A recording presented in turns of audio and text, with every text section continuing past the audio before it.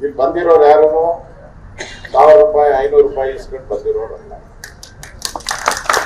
ಬಂದಿರೋರೆಲ್ಲ ನಮ್ಮ ಭೂಮಿ ನಮ್ಮ ಗ್ರಾಮ ಪಂಚಾಯಿತಿ ನಮ್ಮದು, ನಮ್ಮ ಗ್ರಾಮ ಪಂಚಾಯಿತಿ ನಮ್ಮದು ಉಳಿಸಿ ಅಂತ ಹೇಳಿ ಬಂದಿರೋದು. ಇಲ್ಲಿ ಯಾವುದೇ ಸ್ವಾರ್ಥ ಇಲ್ಲ. ಮಹಾತ್ಮ ಗಾಂಧೀಜಿ ಇವತ್ತೆಲ್ಲ ಹೇಳಿದ್ದು, ಬಹಳ ವರ್ಷಗಳಿಂದಲೇ ಹೇಳಿದ್ರು, ಗ್ರಾಮ ರಾಜ್ಯ ರಾಮರಾಜ್ಯ ಅಂತ ಹೇಳಿ. ಗ್ರಾಮ ರಾಜ್ಯ ರಾಮರಾಜ್ಯ ಅಂತ ಹೇಳಿದ್ರು. ನೀವು ಗ್ರಾಮ ತಗೊಂಡೋಗಿ ನೀವು ಪಟ್ಟಣ ಮಾಡಕ್ ಹೊರಟ್ರೆ ಗಾಂಧೀಜಿಯ ಸಿದ್ಧಾಂತನೇ ನೀವು ಫೇಲ್ ಮಾಡ್ದಂಗೆ. ಗಾಂಧೀಜಿಯ ಅದೇ ಉದ್ದೇಶ ಏನಿತ್ತು ಆ ಉದ್ದೇಶಕ್ಕೆ ಕೊಡ್ಲಿ ಪೆಟ್ಟಾಗ್ತಾ ಇದ್ದೀರಾ ನೀವು. ಇವತ್ತು ನಾವು ನೋಡ್ತಾ ಇದ್ದೀರಿ ಅಲ್ಲ, ನಾನು ಬೆಂಗಳೂರನ್ನೇ, ನಾನು ಹಳ್ಳಿ, ಫಸ್ಟು ನಾನು ಜಾಲಹಳ್ಳಿ ಇದ್ದಾಗ ನಾನು ನೋಡಿದ್ದೀನಿ. ನಮ್ಮ ಮನೆ ಈ ಚಳಿಗಾಲ ಬಂದ್ರೆ ಒಂದು 10 ಅಡಿ ದೂರದಲ್ಲಿ ಯಾರು ಕಾಣಿಸ್ತಾ ಇಲ್ಲ, ಅಷ್ಟು ಮಂಜು ಬೀಳ್ತಾ ಇತ್ತು. 10 ಅಡಿ ದೂರದಲ್ಲಿ ಯಾರು ಕಾಣಿಸ್ತಾ ಇಲ್ಲ. ಇವತ್ತು 10 ಅಡಿ ಅಲ್ಲ, 2 ಕಿಲೋಮೀಟರ್ ನೋಡಿದ್ರು ಮಂಜೆ ಇಲ್ಲ. ಇರೋರು ಯಾರು ಬೆಂಗಳೂರಲ್ಲಿ? ನಾವು 20%, 80% ಬೇರೆ ಇದ್ದಾರೆ. ಆ ಪರಿಸ್ಥಿತಿ ಬಂದಿದೆ. ದೂರದೃಷ್ಟಿ ಇಂಪಾರ್ಟೆಂಟ್.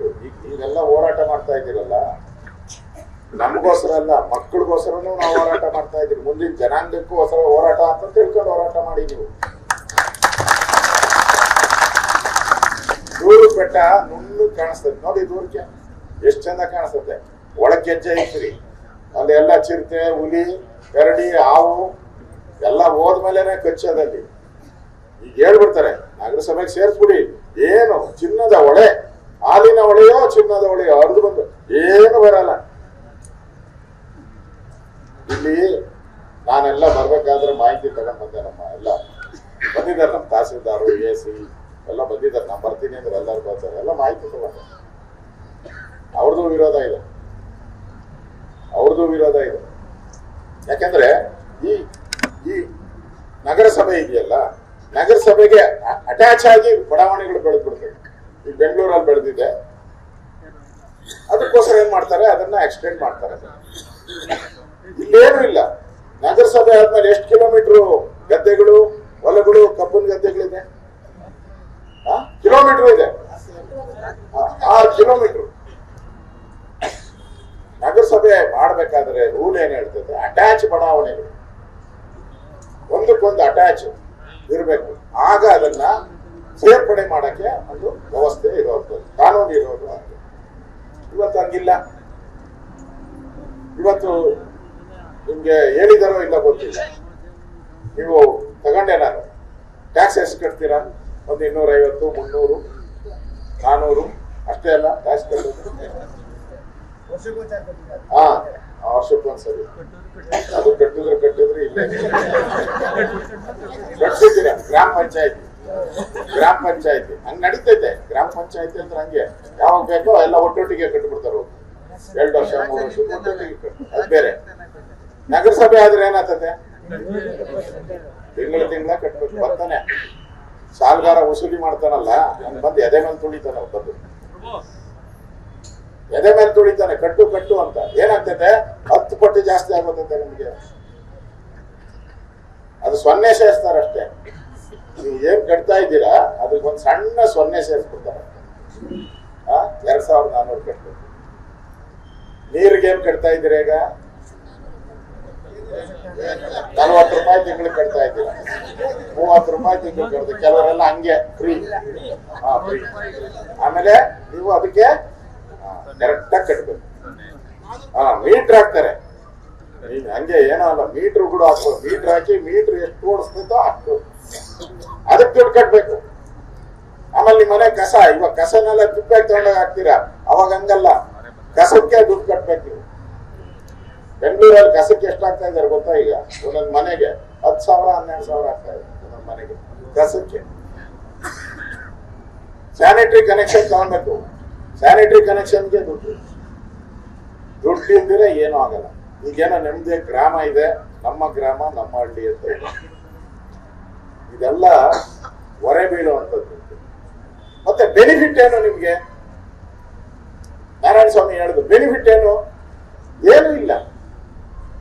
ಈಗ ಇದನ್ನ ಟ್ಯಾಕ್ಸ್ ಬರ್ತಾ ಇದೆಯಲ್ಲ 2 ಕೋಟಿನ ಎಷ್ಟು ಬರ್ತಾ ಇದೆ, 2 ಕೋಟಿ.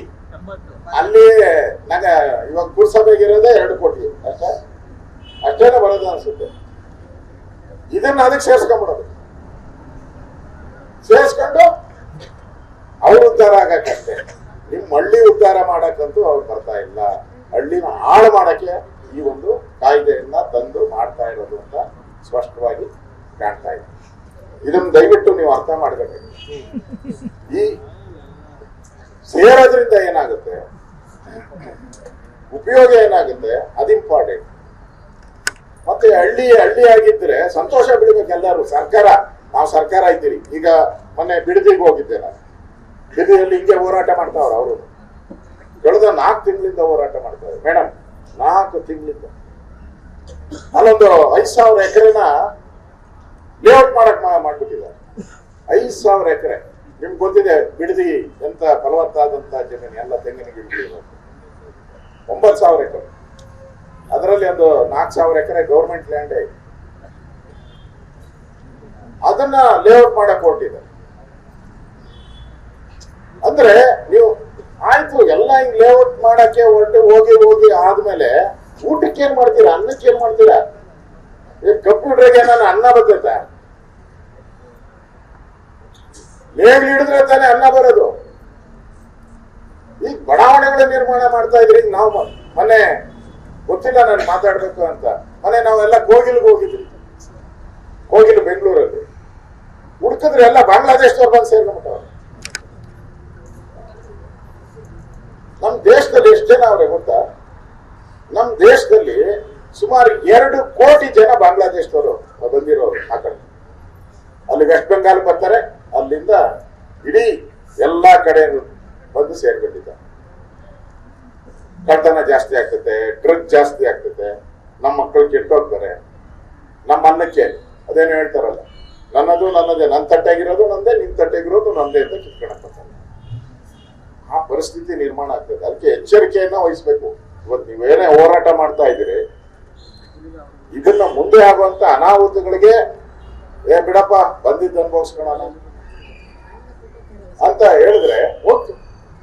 ಗ್ರಾಮೀಣ ಕೃಪಾಂಕ ಅಲ್ಲಪ್ಪ, ನಿಮ್ಗೆ ಗ್ರಾಮೀಣ ಅಭಿವೃದ್ಧಿ ಯಾವ್ದು ಬರಲ್ಲ ಸ್ಕೀಮ್ಸ್, ಎಲ್ಲ ಹೊಟ್ಟೋಗುತ್ತೆ. ಗ್ರಾಮೀಣಾಭಿವೃದ್ಧಿ ಸ್ಕೀಮ್ಸ್ ಏನೇನಿದೆ ಒಂದು ಬರಲ್ಲ ನಿಮ್ಗೆ. ಬೇಕಾದ, ಯಾಕಂದ್ರೆ ನಮ್ಮ ದೇಶದಲ್ಲಿ ಗ್ರಾಮೀಣ ಅಭಿವೃದ್ಧಿಗೆ ಹೆಚ್ಚು ಒತ್ತನ್ನು ಕೊಡೋದು ಯಾವುದೇ ಸರ್ಕಾರನ ಕೂಡ ಬಂದ್ರು ಆ ಎಲ್ಲಾ ಸ್ಕೀಮ್ಸ್ಗೂ ಮಣ್ಣು ಹೊರಟೋಗ್ತದೆ. ಮಣ್ಣು ಹಾಕ್ದಾಗ ಅದಕ್ಕೆಲ್ಲ ಒಂದ್ ಕಡೆ ಹಣ ಬರೋದು ನಿಂತೋಗ್ತದೆ, ಇನ್ನೊಂದ್ ಕಡೆ ಬೆಲೆನೂ ಜಾಸ್ತಿ ಆಗ್ತದೆ, ತೆರಿಗೆಗಳು ಜಾಸ್ತಿ ಆಗ್ತದೆ. ಇದು ಇವತ್ತು ಇರುವಂತ ಸಂಕಷ್ಟ. ಅದಕ್ಕೋಸ್ಕರ ನೀವೆಲ್ಲ ಹೋರಾಟ ಮಾಡ್ತಾ ಇದ್ದೀರಾ ಅಂತ ಅನ್ಸುತ್ತೆ. ಈಗ ಯಾರಿಗೂ ಬಗ್ಗಲ್ಲ ಜಗ್ಗಲ್ಲ ಅದೆಲ್ಲ ನಡೆಯಲ್ಲ. ಎಲ್ಲರೂ ನಾನು ಅಸೆಂಬ್ಲಿಯಲ್ಲೇ ಹೇಳಿದೆ ನಾನು ಮೊನ್ನೆ ಸಿದ್ದರಾಮಯ್ಯ ಕೇಳಿದ್ರು, ಇವತ್ತು ನಾನೇ ಮುಂದೇನೂ ನಾನೇ ಅಂತಂದ್ರು. ಅಯ್ಯೋ ಹಣ ಕೇಳಿ, ನಾನು ಹೆಂಗೆ ಹೇಳಿದೆ, ಕೇಳಿ ಸಾಕಾಗ್ಬಿಟ್ಟ. ಹೇಳ್ದವ್ನು ಯಾವನೋ ಅಲ್ಲಿ ಇಲ್ಲೇ ಇಲ್ಲ. 5 ವರ್ಷ ರೊಟ್ಟಿ ತಿರುವಂತಂಗೆ ತಿರುವಾಗ್ತಾರೆ. ಯಾರು? ನಮ್ ಬಗ್ಗಲ್ಲ ಜಗ್ಗಲ್ಲ ಅಲ್ಲ, 5 ವರ್ಷಕ್ಕೆ ರೊಟ್ಟಿ ತಿರುದಂಗೆ ತಿರುವಾಗ್ತಾರೆ. ಎಸ್ ಎಂ ಕೃಷ್ಣ ನಮ್ಗೆ ಬಹಳ ಗುರುಗಳು. ನನ್ಗೆ ಅವರೇ ಸೋತವ್ರು ಇಲ್ಲಿ ಗೊತ್ತಲ್ಲ. ನಮ್ ಗುರುಗಳು ಅವರು ಬಹಳ ಪ್ರೀತಿ ಮಾಡುವಂತವ್ರು. ನಾನು ಅವ್ರನ್ನ ಜನ ಮನಸ್ಸು ಮಾಡಿದ್ರೆ ನಿನ್ನ ದೇವ್ರು ಮಾಡ್ತಾರೆ ಅಲ್ವಾ? ದೇವ್ರು ಮಾಡ್ತಾರೆ. ಮನ್ಸು ಮಾಡಿದ್ರೆ ಜನ ದೇವ್ರು ಮಾಡ್ತಾರೆ. ನೀನ್ ದೆವ್ವ ಆಗ್ಬಿಟ್ರೆ ಅದೇನೋ ಹುಣಸೆ ಬರ್ಲಿದೆಯಲ್ಲ ತಗೊಂಡು ಹಾಕ್ಬಿಡ್ತಾರೆ. ಅದು ಎರಡನ್ನೂ ಜನನೇ, ದೇವ್ರು ಮಾಡೋನು ಜನನೇ, ದೆವ್ವ ನೋಡಿಯೋನು ಜನನೇ. ಅದನ್ನ ಅರ್ಥ ಮಾಡ್ಕೊಂಡು ಚುನಾಯಿತ ಪ್ರತಿನಿಧಿ ಅಧಿಕಾರ ಐತೆ, ಮದದಿಂದ ಯಾರು ಮರಿಬಾರ್ದು. ನನಗೂ ಭಗವಂತ 7 ಸರಿ ಗೆಲ್ಸವ್ರು, ಕಂಟಿನ್ಯೂಸ್ ಆಗಿ ಗೆಲ್ಸವ್ರು. ಯಾಕಂದ್ರೆ ನಮ್ಮ ತಂದೆ ತಾಯಿ ನಮ್ಮನ್ನ ಎತ್ತಿರ್ತಾರೆ, ಬೆಳೆಸಿರ್ತಾರೆ. ಆದ್ರೆ ಜನ ನಮ್ಮನ್ನ, ನಾನು ಅವರ ಬಂಧು ಅಲ್ಲ, ಏನು ಅಲ್ಲ, ಅದನ್ನ ನಾನು ಗೆಲ್ಸ್ತಾರೆ ಅಂತ ಹೇಳಿದ್ರೆ ಆ ಋಣ ನಾವು 7 ಜನ್ಮ ಇದ್ರು ತೀರ್ಸಕ್ಕಾಗಲ್ಲ. 7 ಜನ್ಮದಲ್ಲಿ ತೀರ್ಸಕ್ಕಾಗಲ್ಲ. ಅದನ್ನ ಸ್ವಲ್ಪ ತಲೆಯಲ್ಲಿ ಏನೇ ಹೇಳ್ಬೇಕಾದ್ರು ಅದನ್ನ ತಲೆಯಲ್ಲಿ ಇಟ್ಕೊಂಡು ಮಾತಾಡ.